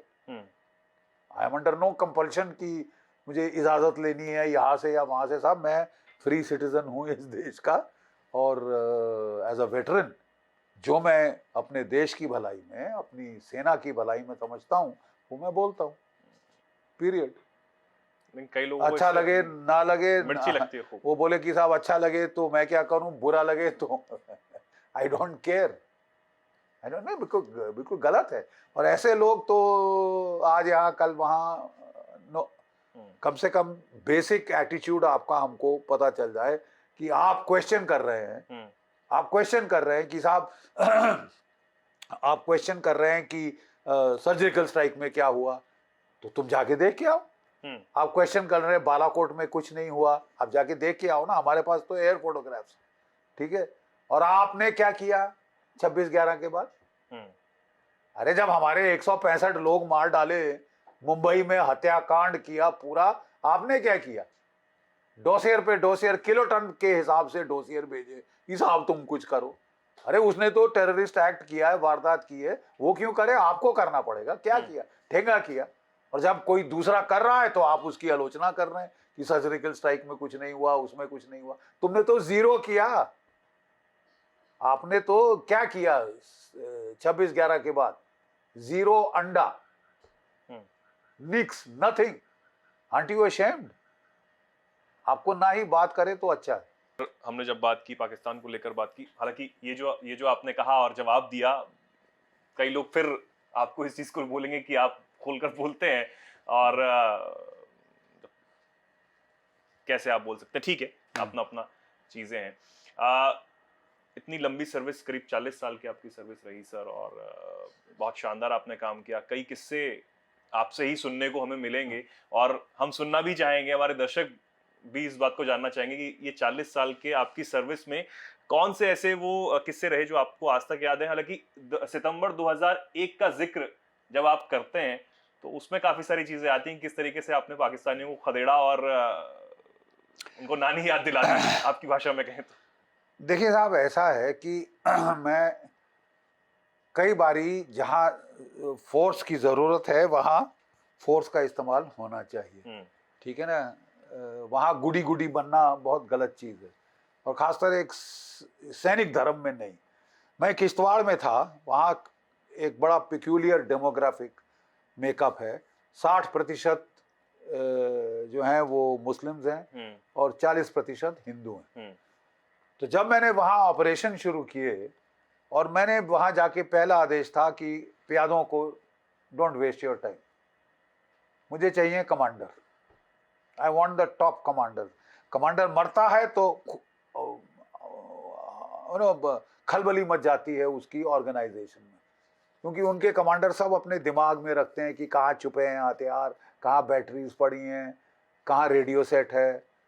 वो अपने को लोगों को नहीं बताता ताकि उसकी ताकत उन पे यही रहती। तो जब वो मारा जाता है तो वो सब नॉलेज गई, ठीक है। तो मैंने मारने शुरू किए और हमने खड़ाखट एक के बाद 37 गिरा दिए थे। तो मेरे को साहब धमकी आई वहां से कि बख्शी तेरे को देख लेंगे, बख्शी साहब तेरे को देख लेंगे। तो मैंने बुलाया अपने, जब ये इंटेलिजेंस आई तो मैंने बुलाया डिप्टी, मेरे जो थे डिप्टी कमांडर, मैंने कहा थोड़ा सा just tell the boys to be alert. हम साला जा जाके ढूंढते हैं इनको और ये मिलते नहीं है। It's like looking for a needle in a haystack. अगर खुद चल के मरने आना चाहते हैं तो आने दो, be ready to give them a good, लाशें बिछाने के लिए अच्छा है। और मेरी कॉन्वॉय पे अटैक करते हैं तो अच्छी स्ट्रांग पार्टी है मेरे साथ, और स्ट्रेंथन कर दो ताकि इनको मिले वहीं पे जवाब, आटे दाल का भाव। मेरे पे हमला नहीं किया था। ये गए पति महल में जाके, जो कि 3-4 घंटे दूर है किश्तवाड़, जहाँ मेरा हेडक्वार्टर था। वहाँ पे बस जाती है, लास्ट बस स्टॉप था पति महल में। वहाँ गए, जो 6 हिंदू, कौन है हिंदू, नाम बताओ नाम बताओ। 6 जो हिंदू थे उनको वो वहाँ से पकड़ के ले गए और वो आप द नाला उनको 3-4 घंटे दूर ले गए और वहाँ पे उनमें से 5 को मार डाला और एक को छोड़ दिया, जा बख्शी को बता दे। तो वो बेचारा 4 घंटे नीचे आया, बस पकड़ी, 4 दिन, अगले दिन जाके पहुंचा हमारे पास, हड़बड़ाता हुआ पुलिस के पास। जब तक पुलिस ने मेरे को बताया तो काफ़ी टाइम हो चुका था। तो मैंने एकदम से फौज भेजी, जाओ सालों को चेस करो। तो बारिश पड़ चुकी थी रात को, तो लड़के बोले साहब वो तो कुत्ते भी इनकी सेंट नहीं पकड़ पाएंगे, अब बारिश हो गई साहब, क्यों लड़कों को थका रहे हो। मैं कहा शट अप, रौंदो उस इलाके को, कि मैं बताना चाहता हूं वहां पे उस एरिया को, वो फौज ही फौज दिखनी चाहिए। This will not work. तुम समझते हो कि तुम ऐसे मार दोगे और चले जाओगे और सीटी बजाओगे कि फौज बैठे हाथ पैर पर हाथ धर के, नहीं कि साहब निकल गया, nothing, trace them out, put the fear of God up there. काफी ढूंढा डांडा, नेचुरली वो तो भाग चुके थे। 12-14 घंटे की लीड मिल गई थी। अगले हफ्ते साहब टागूड गांव में गए। हर गांव में हमने विलेज डिफेंस कमेटी लगा रखी थी, वीडीसी, ठीक है साहब। और वो वीडीसी जो थी वो गांव को डिफेंड करती है। लेकिन गर्मी के मौसम में क्या होता है कि वो अपने माल मवेशी लेके, एक बुढ़ा बुढ़िया गांव के कोई 10 15 12 बच्चों को लेकर वो चौगान में जाते हैं। चौगान मतलब पास्चर्स, ऊंचे पहाड़ों में जो पास्चर है वहां जाके वो माल मवेशी चरते हैं और वो उनका दूध इकट्ठा करके वो क्या कहते हैं घी बना के, पनीर बना के वो लेके नीचे आते हैं और फिर वो लोग बेचते हैं। तो वो मतलब गांव से 4-5 घंटे दूर था, तो वहां ये पहुंच गए। हिम्मत नहीं हुई कि जहां विलेज डिफेंस कमेटी है, उनको हमने 303 राइफलें दे रखी थी पुराने फौजियों को, जो अच्छे तगड़े लड़के डोगरे हैं वहां के, वो हिंदू डोगरे, तो वो गुड फाइटर्स, तो उनके डर से वो गांव में नहीं आए। वो जाके वहां जाके उन्होंने 8 मार डाले और एक बच्चे को छोड़ दिया कि जाओ गांव में बता दो। इनको खत्म कर दिया। बवाल खड़ा हो गया साहब वहां पे। बीजेपी की सरकार थी, अडवाणी साहब होम मिनिस्टर थे और बड़ा प्रेशर पड़ा मेरे पे, क्या हो रहा है साहब आपके इलाके में, ये आप कंट्रोल में नहीं है, ये नहीं वो नहीं। तो उस वक्त ना मेरे पास 3 पलटनें होती थी, एक पलटन ले ली गई थी कि रोड को बचाने के लिए, रोड ज्यादा जरूरी है तेरे इलाके। मैंने कहा साहब मेरा इलाका भी जरूरी है, यहाँ पे अनकवर हो जाएगा तो फिर गैप होंगे तो फिर ये हथकंडे शुरू करेंगे। नहीं तुम, आई वॉज ओवर रूल्ड। अब वो लगे साहब मेरे को पूछने, तो मैंने कहा साहब उस वक्त तो आप कुछ और कह रहे थे, अब आप कुछ कह रहे, अब क्योंकि मैं उस वक्त मैंने रिजाइन नहीं दिया तो अब जिम्मेवारी मेरी है साहब, अब मेरे पे छोड़िए, मैं सॉर्ट आउट करूंगा। मैंने वहां भी ऑपरेशन चलाए, ये वो, कोई नहीं मिला, हाथ नहीं लगा।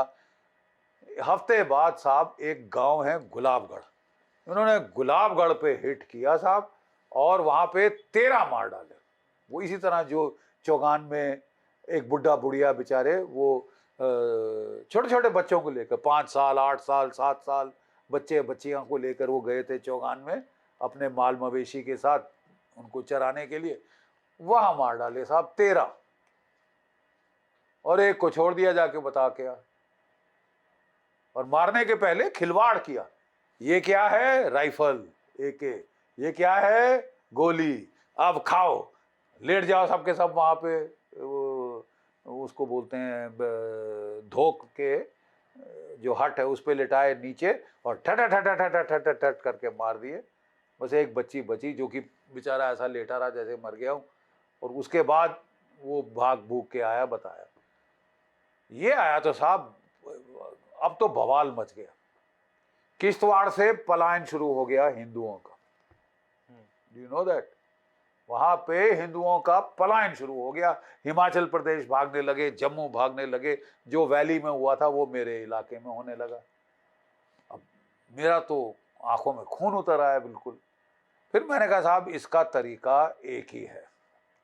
एक कंपनी, मेरे पास 2 रह गई थी बटालियन, एक कंपनी ली एक बटालियन से, दूसरी से 26 RR और 11 RR होती थी, बड़ी तगड़ी पलटनें, एक कुमाऊनीज की थी, एक डोगरास की थी, एक पलटन ली अपने बटालियन, अपने ब्रिगेड हेडक्वार्टर के मैंने कोई 30-40 लड़के लिए, लंबी चौड़ी कॉन्वॉय बनाई, सायरन बजाते हुए टैं टैं करते मैं गुलाबगढ़ पहुंच गया। खलबली मच गई, इतनी सारी गाड़ियां फौज की नहीं देखी थी, और मैंने वहां कैंप लगा लिया।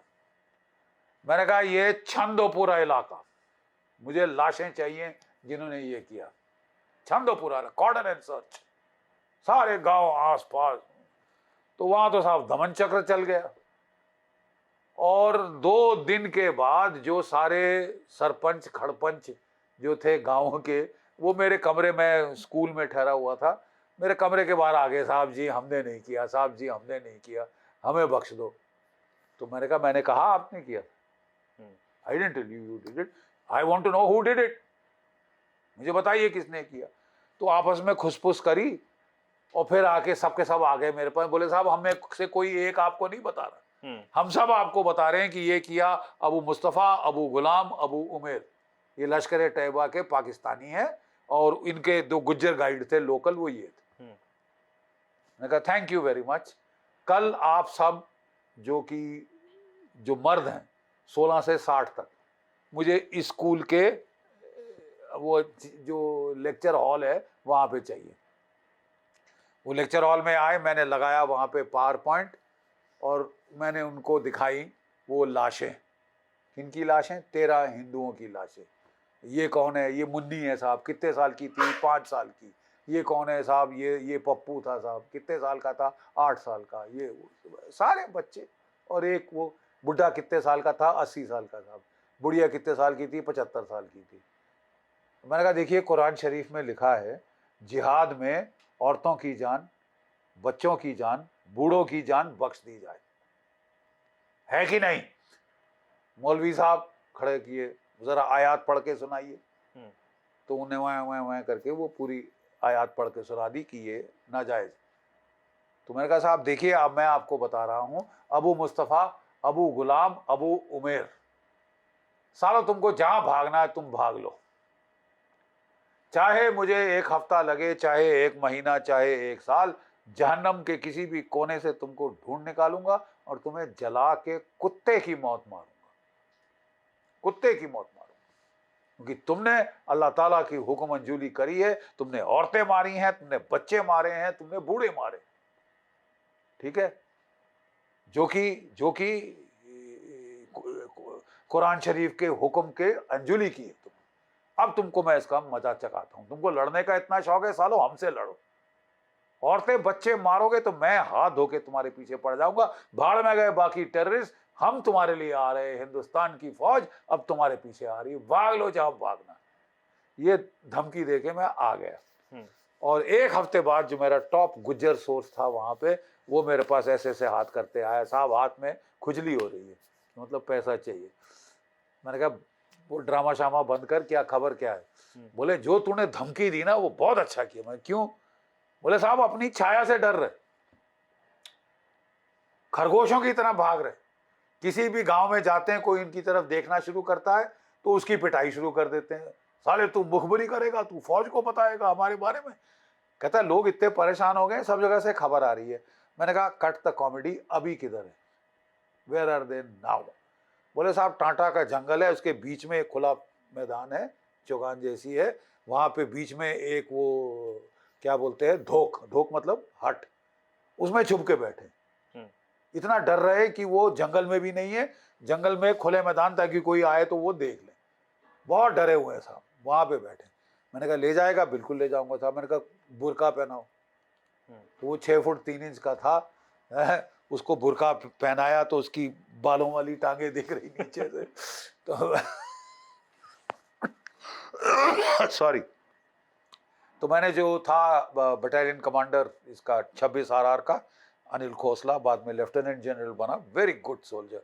मैंने बोला यार अनिल ये मुझे चाहिए, मेरे को बहुत अच्छा सोर्स मिल गया है, तुम्हें ले जाएगा जहां पे ये है, get them, get them. Yes sir. वो खुद, मैंने कहा खुद जा, बहुत जरूरी है। तो वो गया, उसने घेरा डाल दिया। जब तक लेकिन पहुंचा, घेरा डाल दिया, शाम हो चुकी थी। तो उसने अटैक किया। अब वहां कोई कवर नहीं था, जंगल चारों तरफ, जंगल बीच में खुला मैदान, कोई कवर नहीं, बस घास इतनी इतनी। अब घास में तो कवर नहीं, तो 2 लड़के उसके घायल हो गए। एक के गोली यहां से गई और यहां से निकली और वो बेचारा फड़फड़ा रहा जिंदा। तो वो बड़ा घबरा गया, कहता सर मेरी बड़ी कैजुअलिटीज हो चुकी है, ये 2 मारे गए तो मैं तो I will be in trouble, तो मैं सर इनको लेके नीचे आ रहा हूं। मैंने कहा अनिल डोंट लीव द कॉर्डन, तेरे लड़कों को मैं आके ले जाऊंगा, आई गारंटी। कहता सर हेलीकॉप्टर भी नहीं आ रहा अब तो। और मैंने कहा तू डोंट वरी यार, मैं लेके जाऊंगा, तेरे लड़के को हम बचाएंगे, हमारा जिम्मा, डोंट लीव द कॉर्डन। उतने में क्या हुआ साहब कि वो हमको रेडियो इंटरसेप्ट आई, हम उनके रेडियो सुनते रहते थे। तो वो सिग्नल ऑफिसर आया, सर सर सर। मैंने कहा क्या हुआ? बोले सर ये देखो इंटरसेप्ट। क्या है? अबू मुस्तफा, अबू गुलाम, अबू उमेर फौज के घेरे में है, फौज उनकी जान की प्यासी है यार, बहुत बुरा हाल करेगी, कुछ करो, बचाओ, कहीं फायर करो, यहां करो, वो करो। कहता सर ये तो वही है। मैंने बोला अनिल, मैं खुद आगे गया, मैंने वहां पे वो उसके ले लिए घायल वाले, डॉक्टर लगाया साथ में, बाई एम्बुलेंस भेजा हमने, कमांड को बोल दिया था, मतलब सुबह तक उनके ऑपरेशन हुए, दोनों बच गए। यहाँ गोली यहाँ से निकल के यहाँ से गई हुई वो लड़का भी बच गया बेचारा। सो मैंने कहा नाउ गो फॉर इट। उसने फिर हमले शुरू किए, फिर 2 घायल। तो मैंने कहा यार तू हमला क्यों कर रहा है? तेरे पास फ्लेम थ्रोअर है, रॉकेट लॉन्चर है? बोले यस सर। मैंने कहा इस्तेमाल कर, जला दे साली ये झोपड़ी। तो कहता सर लेकिन अगर कोई सिविलियन हुए तो मैंने कहा बड़ा सीधा हिसाब यार, लाउड हेलर ले और बोल हम ये झोपड़ी जला रहे हैं, अगर कोई सिविलियन है तो हम 10 गिन रहे हैं, हाथ खड़ा करके बाहर आ जाओ, नहीं तो तुम भी जल के मरोगे। तो उसने अनाउंस किया और बाहर आना तो क्या, वहां से पंजाबी में माँ बहन की गालियां। तो मैंने बोला यार कश्मीरी तो पंजाबी नहीं बोलते ना अब तेरे को पता है कौन है। वो फिर भी हेजिटेट कर रहा था।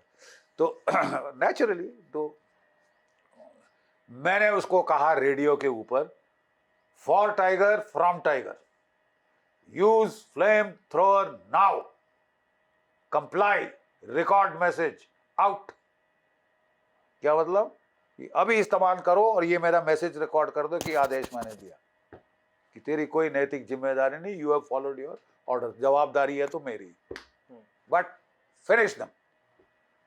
तो और यस सर, उन्होंने लगाया साहब वो rocket launcher, ration rocket launcher है, अब मारा ठोका, वहां पे फटा, जहां वो फटता है थर्मोबारिक है। थर्मोबारिक मतलब 8 मीटर डायमीटर में शोला बनता है 1000 डिग्री सेंटीग्रेड। आपकी कुकिंग कितने पे होती है?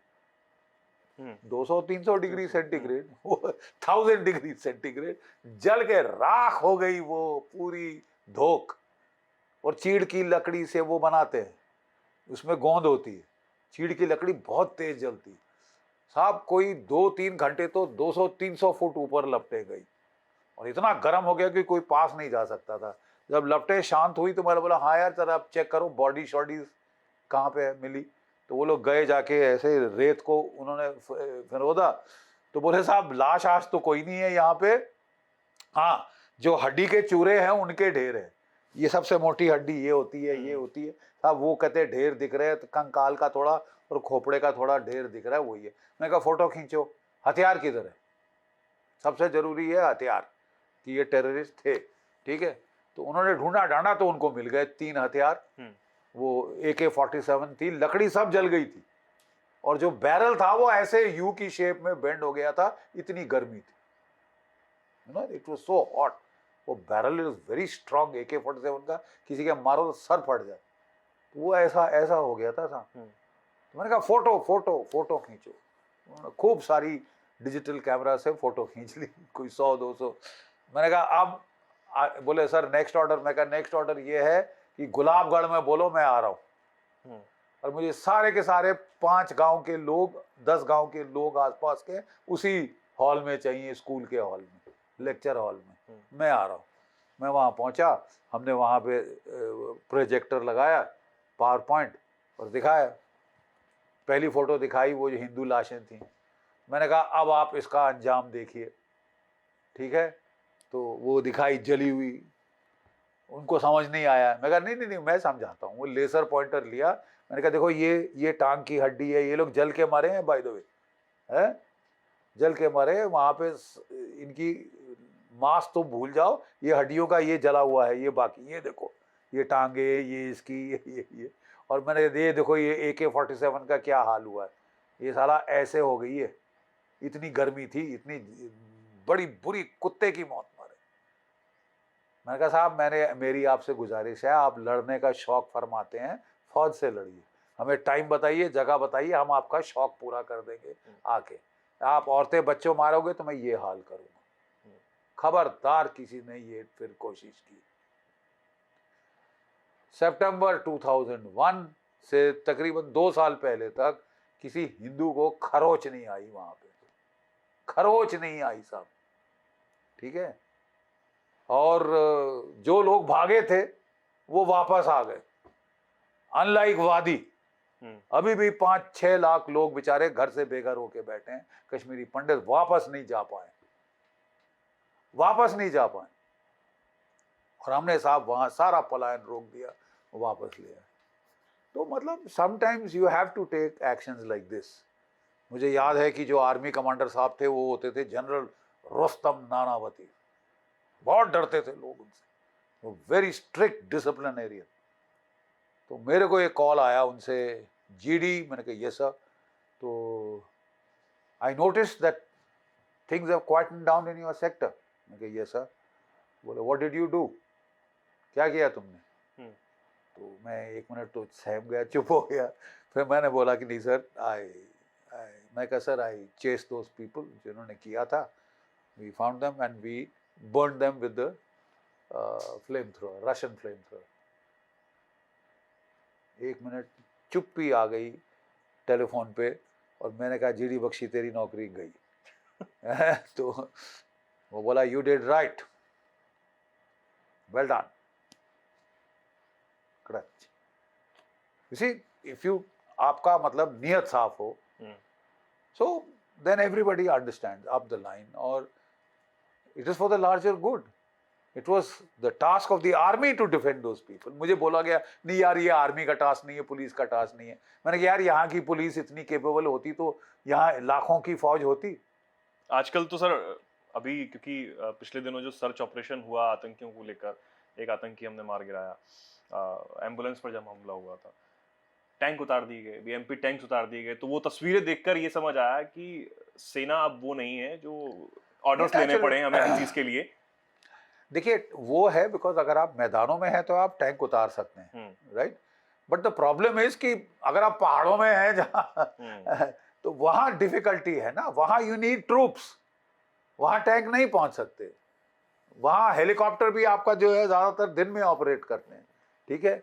सो वहाँ बहुत सारी हद बंदिशें हैं, वहाँ फौज, पैदल फौज की ज़रूरत है, और वो जो कम कर दी गई है उसका हमको खमियाजा भुगतना पड़ गया था। काफ़ी दाएं बाएं से सर एआई ड्रोन्स वगैरह का इस्तेमाल जो किया जा रहा है, अपडेट किया जा रहा है सेना को, उसमें तो हेल्प मिल ही रही है। नहीं बेशक मिल रही है साहब, लेकिन मैं आपको बता रहा हूँ कि ड्रोन्स ना ज़्यादा कामयाब हुए अबूजमाड़ में, छत्तीसगढ़ में। Forest cover is dense. अब drone can see that forest, it can't see penetrate the forest cover and see कि वो टेररिस्ट कहाँ है नीचे। तो ड्रोन्स की भी हद बंदिशें हैं। खुले इलाके में ड्रोन पकड़ लेता है सब कुछ, जैसे कि रशिया, यूक्रेन है, इजराइल है, वहाँ पे वो कोई पेड़ों का कवर नहीं है। यहाँ इतना डेंस जंगल कवर है रजौरी में, पुंछ में, दैट इज वाई इन्फेंट्री की जरूरत है। वो सीआई ग्रिड बनानी पड़ती है, सारे पोस्ट हाइट्स पकड़ के रखनी पड़ती है। अब आप खाली कर देंगे तो फिर वो फिर आना शुरू हो गया है। बट अभी जितना भी गैप थे, मैं आश्वस्त कर दूं आपको कि वो पूरी तरह से प्लग हो गए हैं, पूरी तरह से प्लग हो गए। और फिर भी मेरा मानना ये है कि जब तक आप पलटवार नहीं करेंगे पाकिस्तान के ऊपर, till you raise costs and consequences, आप कीमत नहीं बढ़ाएंगे, पाकिस्तान को क्या इंसेंटिव है टू स्टॉप?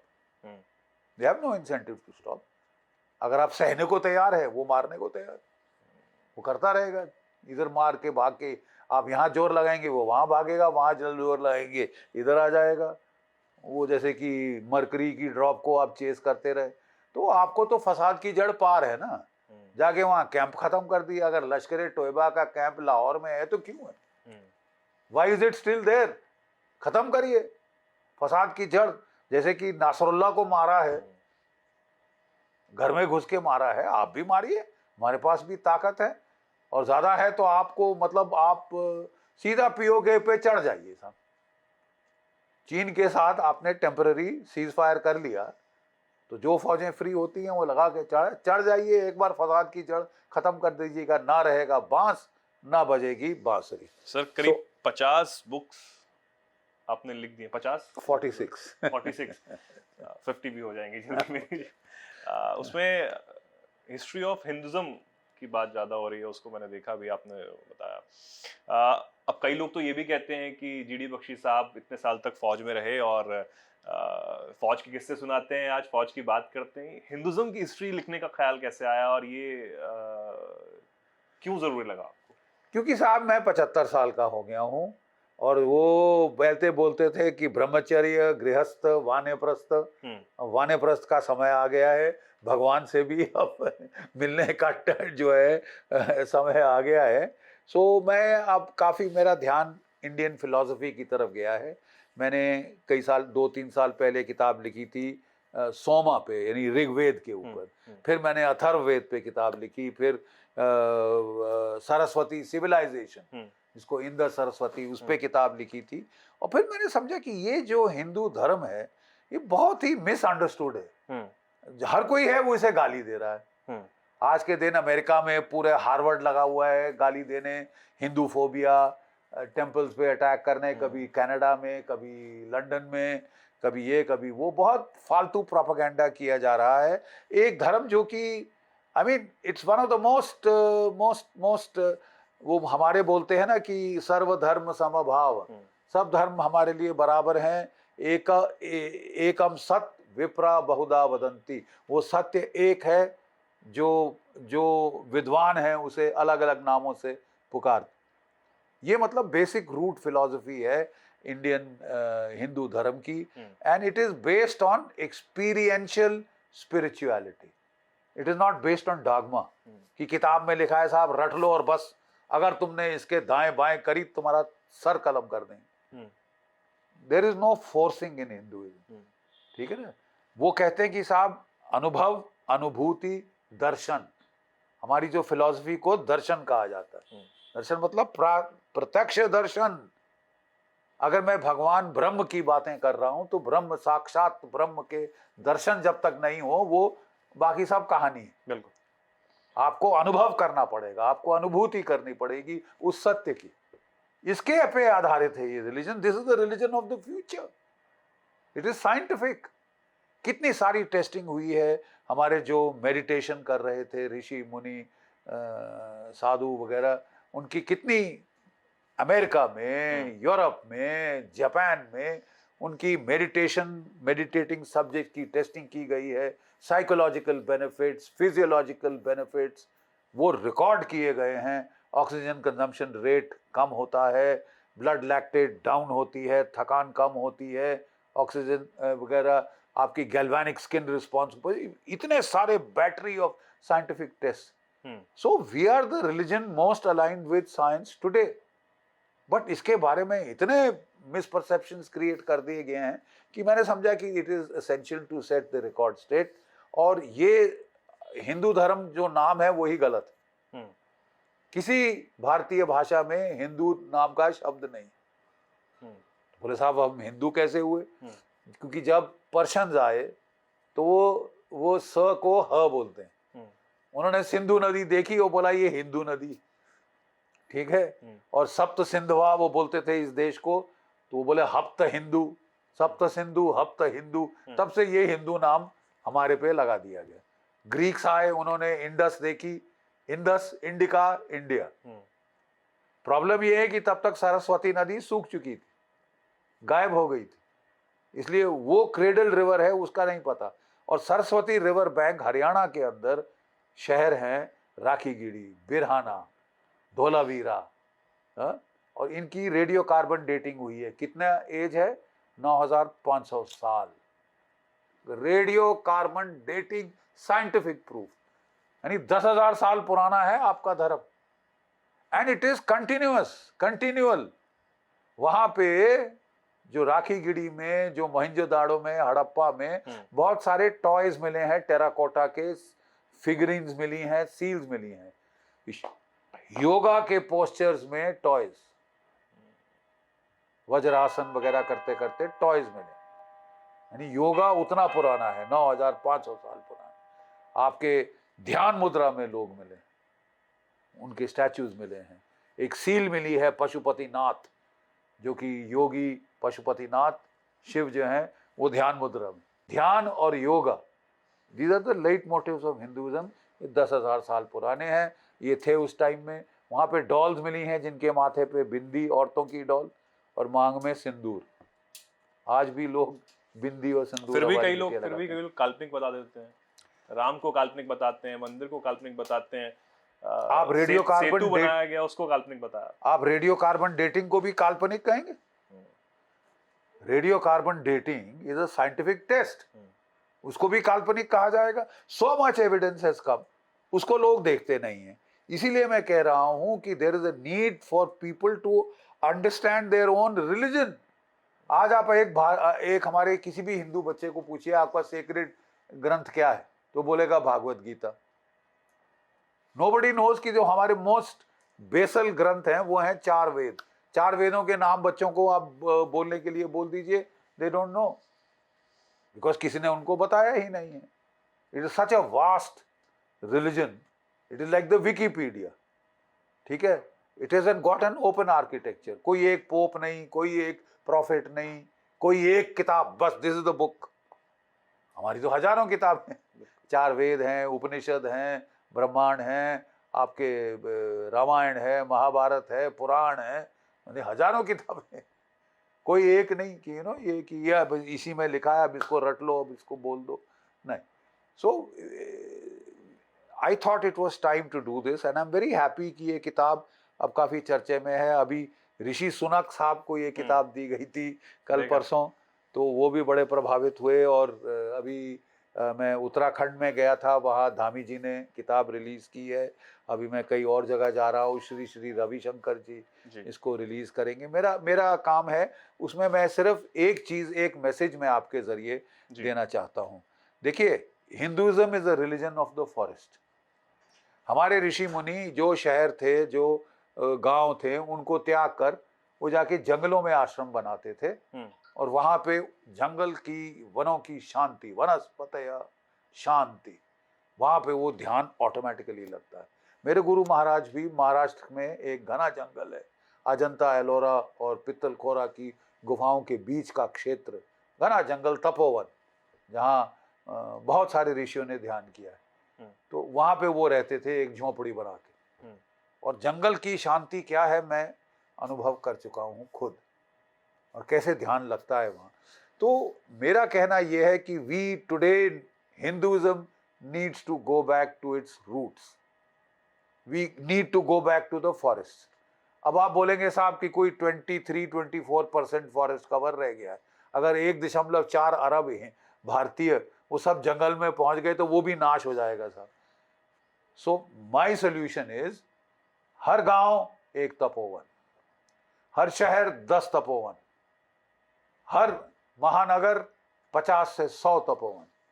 इसी एक जापानीज टेक्निक है मियावाकी, जिससे वो टोक्यो के बीच में अगर छोटा सा इतना सा भी पैच मिलता है, वहां पेड़ उगा देते हैं, जंगल उगा देते हैं, और वो जंगल 30-40 साल में वो भर जाता है। तो मैं कह रहा हूं कि इस टाइप के तपोवन हर गांव में एक तपोवन हो। I am member of NGO जिसको बोलते हैं से ट्रीज। महाराष्ट्र में हमने 100 गांव में तपोवन बना दिए हैं, पैचेस ऑफ फॉरेस्ट। और मेरा कहना है कि वो पैच ऑफ फॉरेस्ट बना के बस एक झोंपड़ी बना दीजिए, खाली हट, जिसमें लोग ध्यान कर सकें, शांति से बैठ सकें, और कुछ नहीं, विपासना करें, मौन रखें। They should learn to be quiet. अगर आप इस तरह से पेड़ लगाएंगे, trees sequester carbon, trees exude oxygen, climate change को रोकेंगे, ग्लोबल वार्मिंग को रोकेंगे, आपका यहाँ का तापमान भी कम करेंगे, और they will, humanity as a whole will benefit. Back to the forest, back to the Vedas. हमारे जो भी सुधारक रहे हैं हिंदू धर्म के, उन्होंने हमेशा कॉल दी है back to the Vedas, starting from the Adi Shankaracharya, starting from Vivekananda, starting from Shri Aurobindo, starting from Maharshi Dayanand, सब ने कहा है back to the Vedas, back to the forests. ये अगर आप मेरा संदेश, हम जा रहे हैं, अब मैंने लेक्चर दिया था दिल्ली टेक्नोलॉजिकल यूनिवर्सिटी में, वाइस चांसलर साहब ने कहा ये 2 एकड़ ज़मीन हम देते हैं, तो हमारी सोसाइटी ने वहाँ प्लांटेशन शुरू कर दी। टेरी में मैं गया था, उन्होंने बोला ये साहब हमारा लैंड है अक्रॉस द रोड, वहाँ करिए, वहाँ वो शुरू हो गई है। धामी जी से मैंने बात की है, वो कहते हैं हम देंगे आपको गांव-गांव में ज़मीन जहाँ पे जंगल लगाए जाए, वन उगाए जाए। We must go back to the forests. This is my message through you to my fellow brothers and sisters and countrymen. Please do convey it, and thank you for a very thank you so much sir, NMF News को अपना इतना कीमती समय देने के लिए। और हमारे दर्शक जो हैं, वो जिस तरीके से मैंने शुरुआत में कहा भी था आप लोगों को कि मैं अगर कुछ बोलूंगा तो आप समझ जाएंगे कि आप GD बख्शी साहब से मिलने वाले हैं, जुड़ने वाले हैं। और ये पूरा जो इंटरव्यू है, पूरा जो वीडियो है, ये देख के उम्मीद है आपको बहुत मजा आया होगा, और जो किस्से सर ने सुनाए अपने सर्विस के दौरान के, वो आपने सुने होंगे और बहुत अच्छा लगा होगा। हालांकि पाकिस्तान को लेकर अब क्या स्ट्रेटेजी रखनी है, ये बात तो सर बार बार कहते आए हैं, और हमारे दुश्मनों को किस तरीके से मुंह तोड़ जवाब देना है ये भी सर बता रहे हैं। बहुत बहुत धन्यवाद सर एक बार फिर हमें अपना समय देने के लिए, और आप सबका भी बहुत बहुत धन्यवाद ऐसी तमाम जानकारियों के लिए, तमाम ऐसी चर्चाओं के लिए। जुड़े रहिए एनएमएफ न्यूज के साथ। नमस्कार।